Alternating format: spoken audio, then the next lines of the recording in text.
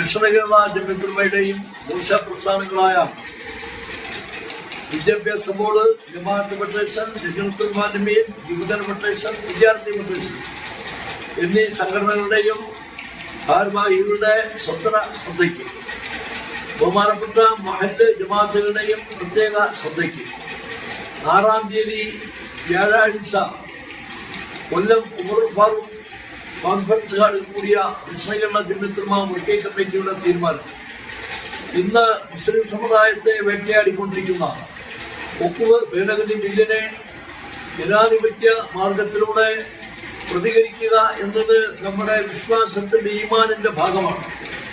അതിന്റെ ഭാഗമായി അടുത്ത 19-ാം തീയതി ബുധനാഴ്ച എല്ലാ താലൂക്കുകളിലും സംഘടനയുടെ എല്ലാ വിഭാഗങ്ങളും ഒത്തൊരുമിച്ച് പ്രധാന പോസ്റ്റ് ഓഫീസിന്റെ മുമ്പിൽ രാവിലെ 10 മണി മുതൽ 12 മണി വരെയുള്ള സമയപരിധിക്കുള്ളിൽ പ്രതിഷേധ ധർണകൾ നടത്തി ഈ ബില്ല് യാതൊരു കാരണവശാലും പാസ്സാക്കരുത്, ഗവൺമെന്റ് അതിന് പിന്തിരിയണമെന്ന് ആവശ്യപ്പെട്ടുകൊണ്ടുള്ള പ്രമേയങ്ങൾ പാസ്സാക്കി അയക്കണം.